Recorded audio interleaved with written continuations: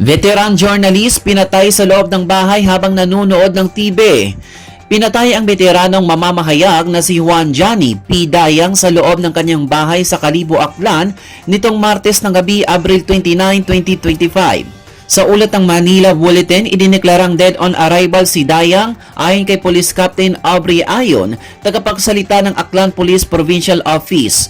Sa ulat ng Kalibo Police, nanonood ng telebisyon ang 89 anyos na mamahayag ng pasukin ang gunman ang bahay nito sa barangay Andagaw at saka pinagbabaril.